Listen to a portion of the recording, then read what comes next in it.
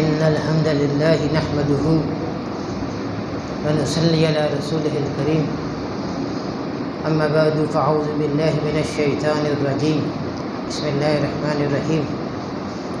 ہماری آج کی نشست قرآن کریم کا چوتھا پارہ ہے۔ چوتھا پارہ لن تنالوا البر کے مضامین پر ہم گفتگو کریں گے انشاءاللہ۔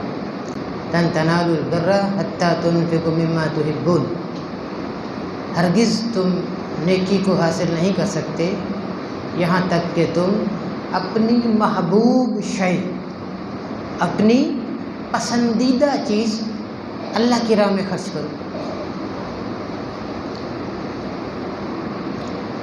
اب ایمان کا کوئی عملی مظاہرہ بھی ہونا چاہیے۔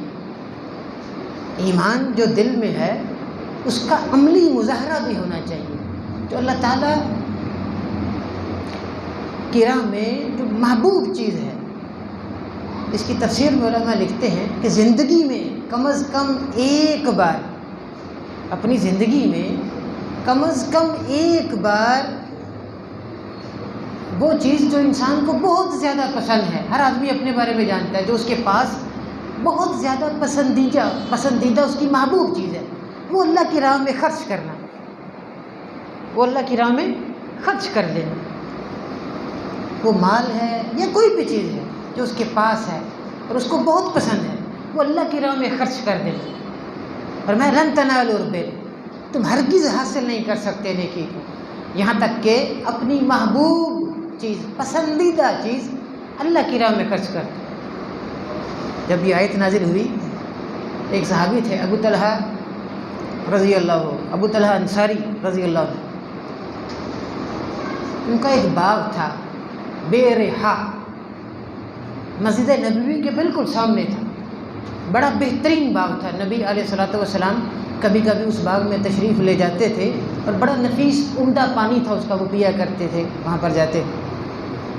ابو طلحہ انصاری رضی اللہ عنہ نبی علیہ السلام کے پاس تشریف لائے اور آپ سے کہا کہ یہ جو آیت نازل ہوئی ہے تو میری یہ باغ بے روحا جو ان سے ہے یہ مجھے بہت عزیز ہے، یہ میں اللہ تعالیٰ کی راہ میں صدقہ کرتا ہوں۔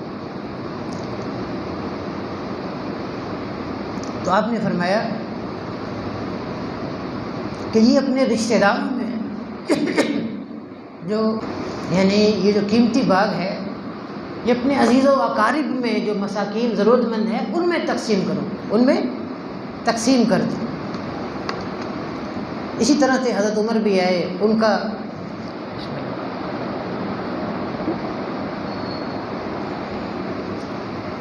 خیبر کا حصہ تھا، جو مال تھا ان کے پاس، زمین تھی، وہ انہوں نے کہا کہ میں اللہ کی راہ میں خرچ کرتا ہوں۔ آپ نے فرمایا اصل زر یعنی زمین اپنے پاس رکھو، اس کا جو منافع ہے وہ اللہ کی راہ میں دے دیا کرو۔ تو ایمان کا عملی مظاہرہ یہ ہے کہ ہم اپنی زندگی میں کم از کم ایک بار، اگر سال میں ایک بار کرنا چاہیں، 2 سال میں ایک بار کرنا چاہیں، کم از کم زندگی میں ایک بار ایسا ضرور کریں کہ وہ چیز جو ہمیں بہت زیادہ محبوب ہے، عزیز ہے، ہمارے پاس ہمارے ساز و سامان میں سے، اس کو اللہ کی راہ میں خرچ کر دیں، اس کو اللہ کی راہ میں خرچ کر دیں۔ اگر ہم چاہتے ہیں کہ نیکی کا حصول ہو، یہ عمل رستہ کھول دے گا، نیکیوں کے حاصل کرنے کا رستہ کھول دے گا، اس طرف ہم کو لگا دے۔ اس کے بعد ذکر کیا بیت اللہ کے بارے میں۔ کفار اہل کتاب یہ اعتراض کرتے تھے کہ نبی علیہ الصلوۃ والسلام بیت المقدس کی طرف منہ کر کے نماز پڑھتے رہے، تو وہ پہلا قبلہ ہے۔ تو قرآن نے اس کا جواب دیا کہ ان اول بیت وضع للناس للذی ببکۃ مبارکا وہدی للعالمین، کہ بے شک سب سے پہلا گھر وہ بیت اللہ ہے، خانہ کعبہ۔ حدیث میں آتا ہے ایک صحابی نے بھی پوچھا نبی علیہ السلام سے، آپ نے فرمایا کہ سب سے پہلا گھر جو اللہ تعالیٰ نے دنیا میں تعمیر کیا وہ بیت اللہ، اس کے بعد بیت المقدس، اور اس کے درمیان 40 سال کا دورانیہ ہے۔ بیت اللہ اور بیت المقدس کی تعمیر کے درمیان 40 سال کا دورانیہ ہے۔ وضع للناس، لوگوں کے لیے، روئے زمین پر جو مسلمان لوگ ہیں ان کے لیے بنایا گیا، للذی ببکہ تھا، وہ جو مکہ میں ہے۔ معلوم ہوا کہ جو حج کرنا ہے وہ مکہ میں ہوگا، کسی اور جگہ میں نہیں ہوگا۔ کسی اور جگہ کے ساتھ چکر لگا لیے جائیں تو حج نہیں ہوگا۔ کسی اور مقام پر جا کر کسی جگہ کے ساتھ پھیرے لگا لیے جائیں اور کہیں طواف کر لیا جائے تو ایسے حج نہیں ہوگا۔ حج کے لیے مکہ خانہ کعبہ آنا ضروری ہے، بیت اللہ کے ساتھ چکر لگانے ہیں۔ مبارکن بابرکت ہے۔ مبارکن کیسے بابرکت ہے کہ بیت اللہ میں ایک نماز اگر پڑھی جائے، بیت اللہ میں ایک پڑھی ہوئی نماز کا ثواب 1,00,000 نماز کے برابر ہے، اور بیت المقدس میں 250 نماز کا ثواب ہے، اور مسجد نبوی میں 1000 نماز کا ثواب ہے۔ تو بیت اللہ میں ایک نماز جو پڑھی جائے 1,00,000 نماز کا ثواب ہے۔ اسی طرح سے زمزم ہے، اب جتنا مرضی پانی وہاں سے لے جائے آدمی، حج کے دوران، حج کے دنوں میں تقریباً 20، 25، 30 لاکھ افراد کی تعداد ہوتی ہے جو وہاں سے پانی پیتے ہیں، لیکن پانی ختم نہیں ہوتا، پانی کم نہیں ہوتا۔ سال بعد اگر زمزم بند کر دیا جائے اور کھولا جائے تو پانی اسی طرح سے نکلے گا، اسی طرح سے ذائقہ ہے۔ پھر آج اگر زمزم کے پانی میں زمزم کسی دوسرے پانی میں ملا دیا جائے تو وہ بھی زمزم بن جائے، وہ سارا کی سارا زمزم بن جائے، یعنی زمزم تھوڑا سا کسی دوسرے پانی میں ملا دیا جائے، ہمارے عام جو پانی، تو وہ بھی زمزم بن جائے۔ یہ برکت ہے، یہ بیت اللہ کی برکت ہے۔ پھر فرمایا فیہ آیات بینات، مفسرین لکھتے ہیں کہ 40 کے قریب وہاں پہ واضح نشانیاں ہیں۔ اب کوئی مسمار نہیں کر سکا بیت اللہ کو۔ ایک کوشش ہوئی تھی، سورہ فیل میں ذکر ہے، الم تر کیف فعل ربک باصحاب الفیل۔ ابرہہ نے کوشش کی تھی بیت اللہ کو گرانے کی، تو دیکھ لیے اس کے ساتھ کیا سلوک ہوا۔ معمولی سا پرندہ، چڑیا، اپنی چونچ میں چھوٹے چھوٹے پتھر لے کر وہ پھینکتی تھی اور ختم کر دیا، انہوں نے سب کچھ تباہ کر دی۔ اسی طرح سے کوئی قاتل اگر حرم میں آ جائے تو جب تک وہ حرم میں ہے اسے کوئی پکڑ نہیں سکتا، وہ امن میں رہے گا، اسے کوئی کچھ نہیں کہہ سکتا جب تک وہ حرم کی حدود میں ہے۔ قاتل کو کوئی پکڑ نہیں سکتا، اسے پولیس پکڑ نہیں سکتی، باہر نکلے گا تو پکڑا جائے۔ پھر چٹیل میدان ہے، مکہ بالکل پہاڑی علاقہ ہے، سخت پتھریلا علاقہ، سنگلاخ چٹانیں، دنیا جہان کی نعمتیں وہاں موجود ہیں، بہترین پھل موجود ہے، اناج موجود ہوتا ہے، ہر وقت موجود ہوتا ہے۔ یہ برکت ہے، یہ بیت اللہ کی برکت ہے۔ قرآن ذکر کرتا ہے یا ایھا الذین آمنوا، یا ایھا الذین آمنوا اتقوا اللہ حق تقاتہ ولا تموتن الا وانتم مسلمون۔ اے ایمان والو، اللہ تعالیٰ سے ڈرو حق تقاتہ، جیسا کہ اسے ڈرنے کا حق ہے۔ اس کا کیا مطلب ہے؟ حق تقاتہ کا کیا مطلب ہے؟ اللہ تعالیٰ کی فرما برداری کرنی ہے، نافرمانی نہیں کرنی، اللہ کا ذکر کرنا ہے، اللہ کو بھولنا نہیں ہے، اللہ کا شکر کرنا ہے، ناشکری نہیں کرنی، یہ حق تقاتہ۔ اور جب یہ حق ادا کریں گے، جب یہ حق ادا کرنے کی کوشش کریں گے، یاد رکھیں، تو پھر خاتمہ ایمان پر ہوگا۔ فلا تموتن الا وانتم مسلمون، تو پھر خاتمہ ایمان پر ہوگا۔ اسی طرح سے فرمایا واعتصموا بحبل اللہ جميعا ولا تفرقوا، اللہ تعالیٰ کی رسی کو مضبوطی سے پکڑے رہو۔ اس کا کیا مطلب ہے؟ رسی کے 2 سرے ہوتے ہیں۔ اس کی مثال اس طرح سے ہے، جیسے کچھ لوگ ہیں وہ دریا میں ہیں، دریا کے ساتھ ایک پہاڑی ہے، وہ لوگ ڈوب رہے ہیں، وہ پہاڑی کے اوپر سے جو شخص ہے وہ رسی نیچے پھینکتا ہے، اب وہ رسی کو پکڑ لیتے ہیں تو پھر وہ اوپر آ جائیں گے، اگر وہ رسی کو نہیں پکڑ کے رکھتے تو وہ ڈوب جائیں گے۔ بالکل بیان ہی یہی چیز ہے۔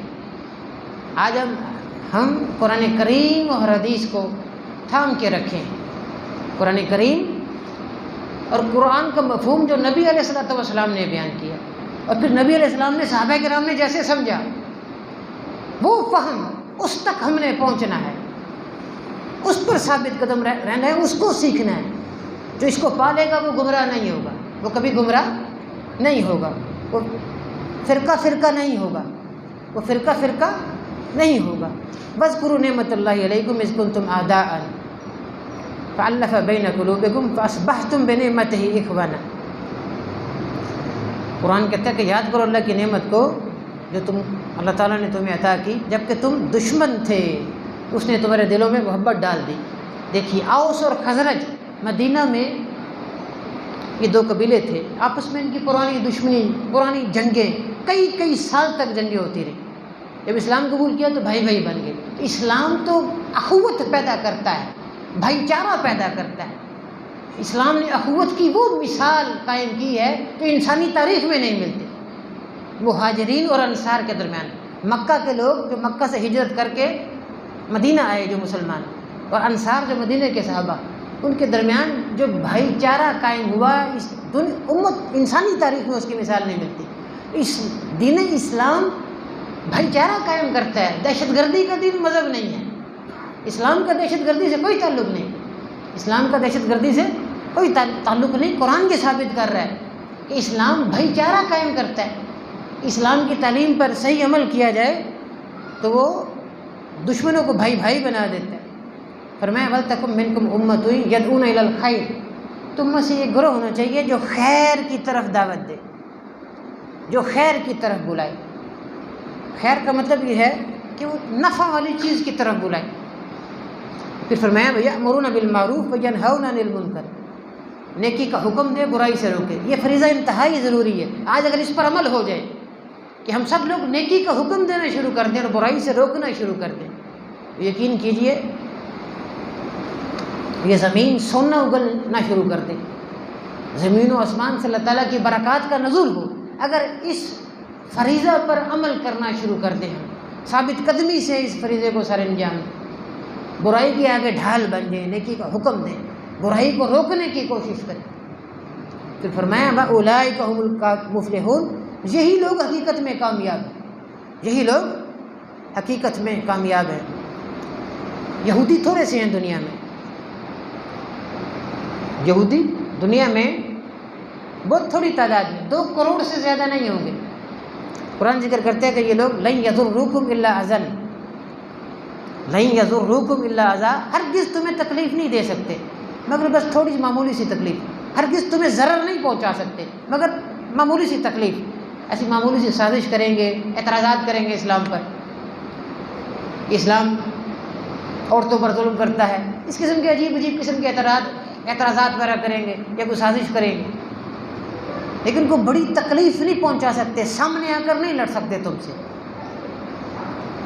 لیکن اب آج جو معروضی حالات ہیں موجودہ زندگی میں ہم دیکھتے ہیں، یہ مسلمان پوری دنیا میں ہر جگہ پٹ رہے ہیں، دنیا میں وہ لوگ حکومت کر رہے ہیں، تو پھر کیا وجہ ہے؟ اس آیت کا کیا مطلب؟ جو حقیقی مسلمان ہیں، جو حقیقی مسلمان ہیں ان کو وہ کچھ نہیں بگاڑ سکتے۔ آج مسلمان بھی یہود و نصارہ کی جو عادات ہیں، جو ان میں صفات ہیں، وہ اپنا چکے ہیں۔ آج مسلمانوں کی عادت یہ ہے کہ وہ بالکل دین سے دور ہو چکے ہیں، کہ جو صحیح معنوں میں حقیقی طور پہ مومن ہیں ان کا وہ کچھ نہیں کر سکتے۔ پھر قرآن ذکر کرتا ہے ضُرِبَتْ عَلَيْهِمُ الذِّلَّةُ أَيْنَمَا ثُقِفُوا إِلَّا بِحَبْلٍ مِّنَ اللَّهِ وَحَبْلٍ مِّنَ النَّاسِ، ان پر ذلت مسلط کر دی گئی، جہاں کہیں بھی وہ پائے جائیں یہودیوں پر ذلت مسلط کر دی گئی۔ فرانس میں ایک وقت تھا، فرانس میں ایک وقت تھا کہ ہوٹل پر لکھا ہوتا تھا کہ یہاں پر کتے اور یہودی کا داخلہ ممنوع ہے، یعنی ایک وقت ایسا گزرا ہے۔ تو قرآن کی آیت کا مطلب ہے الا بحبل من اللہ، یعنی اسلامی ریاست ان کو پناہ دے، ان سے جزیہ وغیرہ لے رہے، جیسے نبی علیہ السلام کے زمانے میں ہوا، خیبر کے یہودی تھے، ان کے ساتھ یہ سلوک کیا مسلمانوں نے، اسلامی ریاست نے کیا۔ بحبل من الناس، یا لوگوں کے سائے میں رہیں۔ آج یہودی جو رہ رہے ہیں بالکل اسی طرح سے، یورپ اور امریکہ اگر ان کی کوشش نہ ہوتی تو ممکن ہے اسرائیل وجود میں نہ آتا۔ آج اگر یہ جو دنیا کی بڑی قوتیں ہیں یہ پیچھے ہٹ جائیں تو 24 گھنٹے میں ممکن ہے کہ وہ مسلمانوں کے آگے ہتھیار ڈال دیں۔ یہودی کبھی سامنے آ کے لڑ نہیں سکتے۔ اسی طرح سے قرآن کریم نے قرآن کی تلاوت کا وقت بتایا ہے۔ قرآن نے خود قرآن کریم کی تلاوت کا جو سب سے بہترین وقت ہے وہ بتایا ہے۔ ایک یہ کہ انسان کے پاس جو وقت ہے، جو وقت میسر ہے، اس پہ وہ تلاوت کرے، جس کے پاس جو بھی وقت ہے، جو وہ معمول بنا سکتا ہے۔ لیکن قرآن نے بھی تلاوت کا ایک وقت بتایا ہے۔ فرمایا لیسوا سواء من اہل الکتاب امۃ قائمۃ یتلون آیات اللہ آناء اللیل وہم یسجدون۔ سارے اہل کتاب برابر نہیں ہیں، ان میں سے ایک ایسا گروہ ہے کہ یتلون آیات اللہ، وہ تلاوت کرتا ہے اللہ کی آیات کی آناء اللیل، رات کی گھڑیوں میں، رات کی گھڑیوں میں وہ تلاوت کرتا ہے۔ تو رات کا وقت ہے، رات کا بڑا بہترین وقت ہے، فجر سے پہلے کا وقت، اس وقت اٹھ کر قرآن کی تلاوت کرنا، قرآن کریم کی تلاوت کرنا۔ اگر کسی کو وہ میسر نہیں ہے تو پھر کوئی بھی وقت جو وہ پسند کرتے ہیں اس میں قرآن کریم کی تلاوت کرنا۔ فرمایا یا ایھا الذین آمنوا لا تتخذوا بطانۃ من دونکم، اے ایمان والو اپنے سوا، یعنی اہل ایمان کے سوا کسی کو دلی رازدار مت بناؤ، دلی دوست مت بناؤ۔ اہل ایمان کے سوا مومنوں کو دوست بنائیں، کفار کو دوست مت بنائیں، انہیں رازدار مت بنائیں۔ اہل ایمان کی وفاداریاں، ان کی جانسپاریاں، ان کی ہمدردیاں، ان کی قربانیاں اسلام کے لیے اور اہل ایمان کے لیے ہونا ضروری۔ یہ نہ ہو کہ وہ نام مسلمانوں والے رکھ لیں لیکن ان کی وفاداریاں کفار کے لیے ہوں، وہ ان کے دوست ہوں، ان کے دلی دوست ہوں، انہیں اپنا رازدار بنائیں۔ قرآن اس سے منع کرتا ہے، بڑی شدت کے ساتھ منع کرتا ہے، سختی کے ساتھ منع کرتا ہے۔ فرمایا وَسَارِعُوا إِلَىٰ مَغْفِرَةٍ مِّن رَّبِّكُمْ وَجَنَّةٍ عَرْضُهَا السَّمَاوَاتُ وَالْأَرْضُ أُعِدَّتْ لِلْمُتَّقِينَ۔ دوڑو، جلدی کرو، إِلَىٰ مَغْفِرَةٍ، بخشش کی طرف، وَجَنَّةٍ، اور جنت کی طرف، عَرْضُهَا السَّمَاوَاتُ وَالْأَرْضُ، جس کی چوڑائی زمین اور آسمان کے برابر ہے۔ دیکھیے یہاں پر الفاظ ہیں سارعوا، جلدی کرو بخشش کی طرف، یعنی توبہ میں دیر نہیں کرنی چاہیے، توبہ میں دیر نہیں کرنی چاہیے، گناہ پر اصرار نہیں کرنا چاہیے، گناہ پر اصرار نہیں کرنا چاہیے۔ گناہ ہے تو گناہ میں لگے رہنا، لگے رہنا، اور کہ کل توبہ کرتا ہوں، سوفا، اس کو عربی میں تصویف کہتے ہیں۔ یہ شیطان کا مضبوط ہتھیار ہے، یاد رکھیں کہ وہ کہتا ہے میں کل کر لوں گا، میں کل کر لوں گا، کل نماز پڑھ لوں گا، کل، وہ کل کبھی نہیں آتی۔ سوفا عربی میں یعنی تصویف، کہ میں کل کروں گا، میں کل کر لوں گا، وہ کل کبھی نہیں آتی، کہ میں کل توبہ کر لوں گا، کئی سال گزر جاتے ہیں، وقت نہیں آتا۔ فرمایا سارعوا الی مغفرہ، جلدی کرو بخشش کی طرف، اللہ تعالیٰ سے توبہ کی طرف۔ اللہ بندے کی توبہ سے بہت خوش ہوتا ہے، اللہ تعالیٰ بندے کی توبہ سے بہت خوش ہوتا ہے۔ بجنت، اور جنت کی طرف جلدی کرو، لپکو جنت کی طرف، دوڑو جنت کی طرف، یعنی جنت والے اعمال کرو، پوری تگ و دو کرنا، توانائی صرف کرنا جنت کے راستے کی طرف۔ وہ جنت کے عرض السماوات والارض، جس کی چوڑائی آسمان اور زمین کا جتنا فاصلہ ہے۔ اب وہ شخص کتنا بدبخت ہے، یعنی کتنا بدقسمت وہ شخص ہوگا کہ جس کو جنت میں پاؤں رکھنے کی بھی اجازت نہ دی جائے، کہ وہ شخص کہ جس کو جنت میں پاؤں رکھنے کی بھی اجازت نہ دی جائے، وہ اس کا مستحق نہ ٹھہرے۔ اللہ تعالیٰ قرآن میں پکار کر کہہ رہے کہ جلدی کرو، سارے وہ عجیب کلمات ہے، سارے الی مغفرۃ من ربکم جنہ، جنت کی طرف اور بخشش کی طرف لپکو، توبہ میں تاخیر مت کرو۔ جنت کے جو اعمال ہیں انہیں اپنا لینا چاہیے، انہیں سیکھنا چاہیے، ان پر ثابت قدم رہنا چاہیے۔ کسی وقت بھی موت آ جائے گی، کسی کو علم نہیں ہے موت کا، انسان کچھ نہیں کر سکتا، اور جب موت آئے گی اس وقت توبہ قبول نہیں ہوگی۔ جب آدمی کی موت آ جائے گی یا بستر مرگ پر ہے تو پھر توبہ قبول نہیں ہوگی۔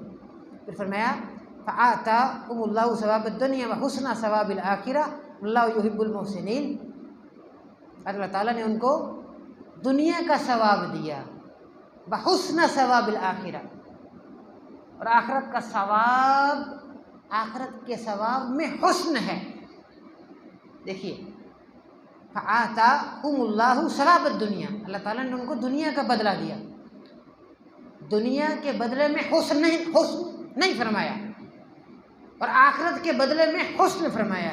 فآتاہم اللہ ثواب الدنیا وحسن ثواب الآخرہ، جو آخرت کا ثواب ہے اس میں حسن ہے۔ ہم سے مطالبہ ہے کہ ہم حسین اعمال کریں۔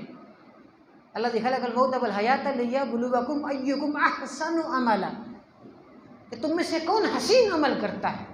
اور جنت کا نام حسنہ ہے، جنت سراپا حسین ہے، سراپا حسنہ ہے، یاد رکھیں، بہت حسین و جمیل ہے جنت، اور اس کے لیے حسین عمل کرنے والا اس حسنہ میں داخل ہوگا۔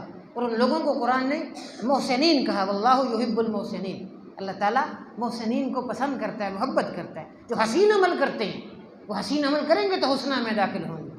وہ جنت بڑی حسین ہے، یہ نہیں کہ جنت کی کوئی ایک چیز حسین ہے، یہ محل حسین ہے، وہ فردوس حسین ہے، جنت ساری کی ساری بہت حسین ہے، وہ حسنہ ہے، اس کا نام ہی حسنہ ہے۔ تو جنت کی نعمتوں کے مقابلے میں یہ بدصورت ہے، کچھ بھی نہیں ہے دنیا کی نعمتیں، وہ اتنی خوبصورت ہے جنت، اس کے لیے تگودو کو کرنا، کوشش کرنا۔ صحابہ کرام کے بارے میں ذکر کیا، قرآن ذکر کرتا ہے، یہ بڑی اہم بات ہے، توجہ کے ساتھ سنیں۔ دنیا میں یہاں بہت لوگ ہیں انٹرنیٹ پر بیٹھ کر صحابہ کرام پر کی تنقید کرتے ہیں، وہ لوگ جن کے ایمان کو قرآن نے کسوٹی قرار دیا ہے کہ ان جیسا ایمان لے کر آؤ۔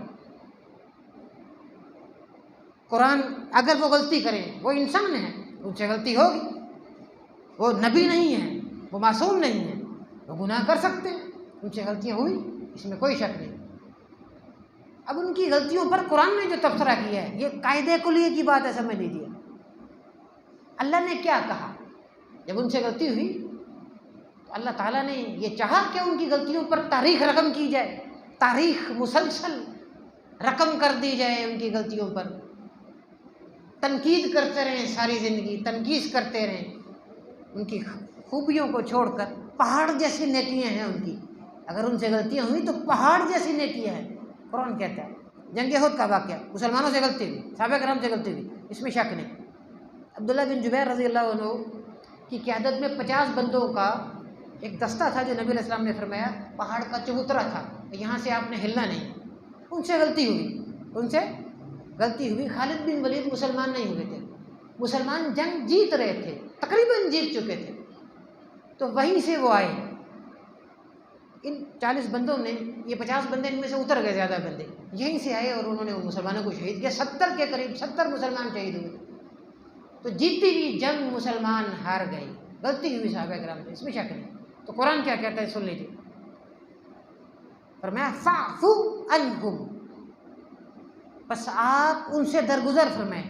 کہ نبی علیہ السلام، نبی کے حق میں بات ہے، تکلیف ہوئی آپ کو، زخمی ہو گئے آپ، سر مبارک، دان مبارک شہید ہوئے آپ زخمی ہو گئے، فرمایا فاعفو عنہم، بس آپ ان سے درگزر فرمائیے، واستغفر لہم، اور نہ صرف یہ کہ درگزر فرمائیں بلکہ ان کے لیے اللہ تعالیٰ سے بخشش طلب کریں، ان کے گناہ کی معافی آپ اللہ تعالیٰ سے مانگیں کہ یا اللہ ان کو معاف کر دے۔ بتائیے کتنے برے ہیں، یہ قرآن ذکر اللہ کا کلام ہے، میں کوئی تاریخ کی کتاب نہیں پڑھا، میں اللہ کا کلام بیان کر رہا ہوں کہ آپ وہ جنگ احد میں جو صحابہ کرام تھے ان کے گناہوں کی بخشش طلب کریں اللہ تعالیٰ سے، یہ اللہ کے حق میں۔ پھر نہ صرف یہ کہ آپ انہیں درگزر فرمائیں، ان سے اللہ تعالیٰ سے ان کے گناہوں کی بخشش طلب کریں، وَشَاوِرْهُمْ فِي الْأَمْرِ، بلکہ ان سے مشورہ طلب کیجیے۔ یعنی کتنے معتبر لوگ ہیں وہ کہ آپ ان سے مشورہ طلب کیجیے، ان سے مشورہ کیجیے۔ ان سے غلطی ہو گئی ہے، جان بوجھ کر نہیں کیا، غلطی ہو جاتی، دانستن نہیں کیا انہوں نے، بس غلطی ہو گئی ان سے۔ جب دیکھا ان لوگوں نے کہ مسلمان جیت چکے ہیں تو کہا مال غنیمت ہے، نیچے اترو نیچے، بس غلطی ہو گئی ان سے۔ جب ان سے غلطی ہوئی تو اللہ نے معاف کر دی، تو کیا ہم لوگوں کو تنقید کرنی چاہیے جب اللہ تعالیٰ نے معاف کر دی؟ اس کا مطلب یہ ہے کہ جب صحابہ کرام سے کوئی غلطی ہو جائے تو یہ ان کا اور اللہ کا معاملہ ہے۔ اگر غلطی ہوئی تو پہاڑ جیسی نیکیاں ان کی، بہت نیکیاں انہوں نے کی ہیں، ان کی وفاداریاں، ان کی جانسپاریاں ہماری وراثت ہیں، یاد رکھیں اسلام کی۔ تو قرآن ذکر کر رہا ہے کہ ان سے غلطی ہوئی، اللہ نے معاف کر دی۔ آج ہم کون ہوتے ہیں ان پر اعتراض کرنے والے، ان پر تنقید کرنے والے؟ انہی سے قرآن ہم تک پہنچا ہے، ان سے ہی قرآن ہم تک پہنچا ہے۔ وہ عثمان غنی جامع القرآن ہے، ایک قرات پر قرآن کو جمع کیا۔ آج بھی وہ 5-4 نسخے دنیا میں موجود ہیں، آج بھی وہ نسخے موجود ہیں دنیا کی لائبریریوں میں، 4 بڑی لائبریریوں میں آج بھی وہ نسخے موجود ہیں جو حضرت عثمان غنی نے مرتب کروائے تھے۔ حافظ قرآن تھے، قرآن کے حافظ تھے، قرآن کثرت سے پڑھتے تھے، بڑے شوقین تھے قرآن کریم کی تلاوت کے۔ فرمایا فَإِذَا عَزَمْتَ فَتَوَكَّلْ عَلَى اللَّهِ، جب آپ بھروسہ کریں اللہ تعالیٰ، جب آپ کسی کام کا عزم کر لیں تو اللہ پر بھروسہ کریں۔ تو قرآن یہ تبصرہ کرتا ہے صحابہ کرام کے بارے میں کہ اگر ان سے غلطی ہو جائے تو پھر ان کی غلطیوں پر کتابیں نہیں لکھنی، ان کی غلطیوں پر تقاریر نہیں کرنی کہ ہم ان کی غلطیوں پر تقریریں جھاڑتے پھریں کہ ان سے یہ ہوا، انہوں نے تو یہ کیا۔ قرآن ان کی عدالت پر گفتگو کرتا ہے، ان کو سکہ قرار دیتا ہے۔ حدیث میں آتا ہے، حاتب بن ابی بلتہ کا صحیح بخاری میں واقعہ ہے، امام بخاری کئی جگہ لے کر ہے، ان سے غلطی ہو گئی۔ ان سے غلطی یہ ہوئی کہ نبی علیہ السلام فتح مکہ کے لیے جانے لگے، سفر یعنی آپ نے طے کر لیا کہ فتح مکہ کے لیے لشکر تیار کیا۔ حاتب بن ابی بلتہ نے خط لکھا ہے اہل مکہ کو کہ بھی نبی علیہ السلام جنگ کی تیاری کر رہے ہیں۔ تو نبی علیہ السلام کو وہی یہی علم ہو گیا، آپ نے حضرت علی کو حضرت مقداد کو بھیجا کہ ایک بڑھیا ہے اس کے پاس خط ہے، وہ لے آؤ، وہ لے آئے۔ تو نبی علیہ السلام نے پوچھا حاتب یہ کیا ہے؟ انہوں نے جواب دیا کہ میں اللہ اور اس کے رسول سے محبت کرتا ہوں، مجھے اسلام سے محبت ہے، بس میرے عزیز وہاں نہیں ہیں، میرے کچھ رشتہ دار ہیں لیکن میرا قبیلہ وہاں نہیں ہے، مکہ کے نہیں تھے، تو میں نے خط اس لیے لکھا ہے کہ وہ میرے جو عزیز ہیں ان کا خیال رکھیں، بس میں اتنا چاہتا تھا اور میرا کوئی مقصد نہیں، مجھے اسلام سے محبت ہے، مجھے اسلام سے محبت ہے۔ حضرت عمر کہتے ہیں کہ آپ حکم دیجیے ہم سر قلم کر دیں اس کا، فرمایا نہیں یہ بدری صحابی ہے۔ ان کے بارے میں حدیث میں آتا ہے اے معلوم تم فقط وجبت لکم الجنہ، جو مرضی کرو تم، اللہ تعالیٰ نے تم پر جنت واجب کر دی ہے۔ جو بدری صحابی، تم جو مرضی کرو اللہ تعالیٰ نے تم پر جنت واجب کر دی ہے۔ اس کا مطلب یہ نہیں ہے کہ وہ شتر بے مہار ہو جائیں گے، وہ جو مرضی گناہ کرتے پھرے، یہ مطلب نہیں ہے۔ ان کی زندگی گناہوں سے دور رکھ کر گزرے گی۔ تو قرآن دفاع کرتا ہے، ان کی غلطیوں سے درگزر کرتا ہے۔ جب اللہ نے صحابہ کرام کی غلطیوں سے درگزر کیا تو ہم انسانوں کو بھی درگزر کرنا چاہیے، یہ نہیں کہ ان کی غلطیوں پر تنقید کرنی چاہیے۔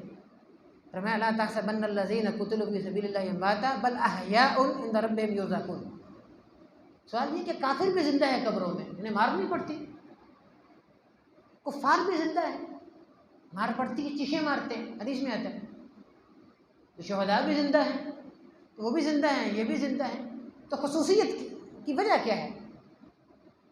فرمایا کہ وہ زندہ ہیں، بل احیاء عند ربہم، اپنے رب کے ہاں زندہ ہیں، یرزقون، انہیں رزق دیا جاتا ہے۔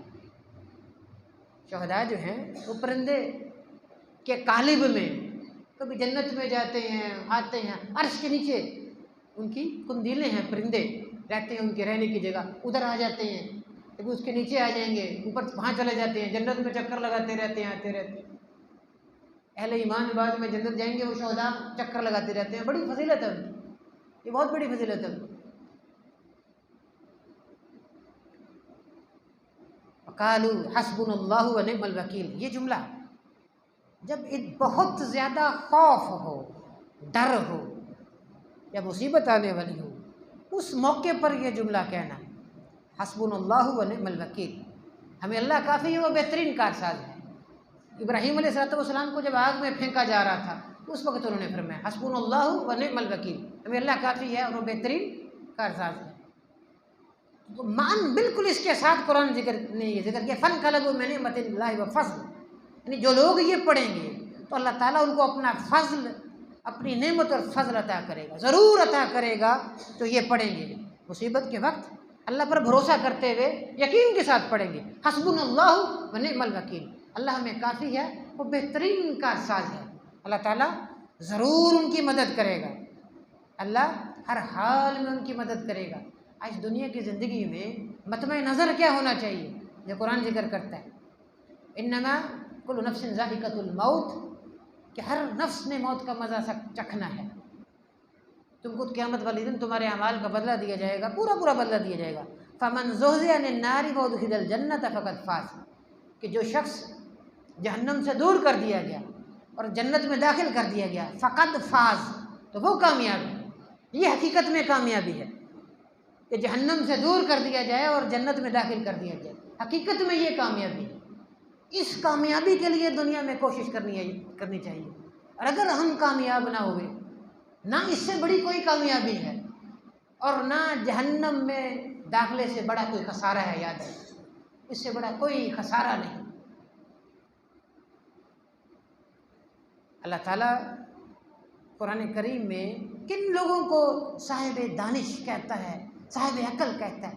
فرمایا ان فی خلق السماوات والارض واختلاف اللیل والنہار لآیات لأولی الالباب، بے شک زمین و آسمان کی پیدا کرنے میں اور یک دن اور رات کے آگے پیچھے آنے جانے میں یقیناً عقلوں والوں کے لیے نشانیاں ہیں. عقل والے کون ہیں؟ الذین یذکرون اللہ قیاما وقعودا وعلی جنوبہم. عقل والے وہ لوگ ہیں جو اللہ کا ذکر کرتے ہیں، بیٹھے ہوئے، پہلو کے بل، کھڑے ہوئے، ہر حال میں اللہ کا ذکر کرتے ہیں. وَيَتَفَكَّرُونَ فِي خَلْقِ السَّمَاوَاتِ وَالْأَرْضِ، اور زمین و آسمان کے اسرار پر غور و فکر کرتے ہیں، آسمان پر غور و فکر کرتے ہیں. اس سے ایمان بیدار ہوتا ہے، اس سے یقین پیدا ہوتا ہے، اس پر غور و فکر کرتے ہیں. ان کو قرآن کریم نے عاقل کہا ہے، جو اللہ کو یاد کرنے والے ہیں. ایک دنیا کا معیار ہے اور ایک قرآن کا معیار ہے کہ حقیقت میں صاحب دانش کون ہے، صاحب عقل کون ہے. عقل اور عقل مند کون لوگ ہیں؟ وہ لوگ ہیں جو اللہ کو یاد کرتے ہیں، جو غور و فکر کرتے ہیں قرآنی تعلیمات پر. آخری آیت، آخری گفتگو. 4 خوبیاں پیدا کر لیں تو کامیابی ہے. ہم اپنے اندر اگر 4 خوبیاں پیدا کر لیں تو کامیابی ہے. یا ایھا الذین آمنوا، اے ایمان والو، اصبروا وصابروا ورابطوا واتقوا اللہ. اے ایمان والو، صبر کرو، صبر پیدا کرو اپنے اندر، صبر کی صفت پیدا کرو. وصابروا، جس کا مطلب ہے ایک طرف اہل ایمان ہیں اور ایک طرف کفار ہیں، دونوں دستے ہیں. کفار ڈٹے ہوئے ہیں، کفار ثابت قدمی کا مظاہرہ کر رہے ہیں، تو تم ان سے بڑھ کر ثابت قدمی کا مظاہرہ کرو. یہ رابطو کا معنی ہے. کفار کے مقابلے میں ڈٹ جاؤ، میدان جنگ میں بھی ڈٹو اور میدان عمل میں بھی ڈٹو. میدان عمل میں قتال نہیں ہو رہا، تلواریں نہیں چل رہی، میدان عمل میں بھی ڈٹ جاؤ. برائی جو وہ پھیلا رہے ہیں اس کے سامنے ڈھال بن جاؤ. یہ مطلب دونوں میدانوں میں ڈٹنا ہے. میدان قتال میں بھی ڈٹنا ہے اور میدان عمل میں بھی ڈٹنا ہے. میدان عمل میں کیسے ڈٹنا ہے؟ تمسک کرنا ہے کتاب و سنت سے، تمسک کتاب و سنت سے، تھام لینا ہے قرآن کو، انہماک پیدا کرنا ہے قرآن میں، مکمل توجہ قرآن کریم میں، داخل ہو جانا ہے قرآن میں، قرآنی تعلیمات میں، قرآنی آیات کے بیچ میں. غور و فکر تدبر کے ساتھ پیدا ہوگا. قرآن کے اسرار غور و فکر سے، تدبر سے، تفکر و تعقل سے سامنے آتے ہیں. یاد رکھیں.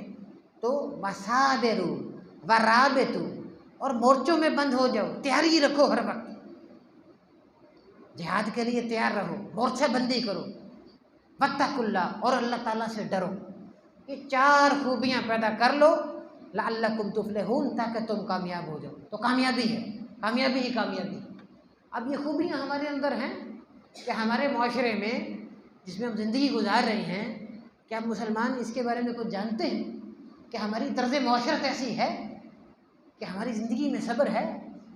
دینی تعلیم کو کھیل بنا رکھا ہے ہم نے، دینی تعلیم کو کھیل بنا رکھا ہے. ہم سن نہیں سکتے، صبر نہیں کر سکتے.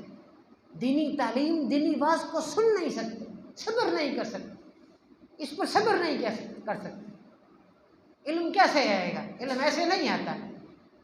امام غزالی رحمہ اللہ کا قول ہے کہ اپنا کل، یعنی اپنی کل توانائی صرف کرے حصول علم کے لیے تو وہ جز دیتا ہے، وہ اپنا جز دیتا ہے. تھوڑا سا علم آتا ہے، علم ایسے نہیں آ جاتا. تو یہ 4 خوبیاں ذکر کی ہیں. صبر کے بغیر کوئی بڑی کامیابی نہ دنیا کی نہ دین کی انسان حاصل نہیں کر سکتا. اللہ تعالیٰ ہمیں قرآنی آیات کا فہم عطا فرمائے. وما علیہ الا البلاغ.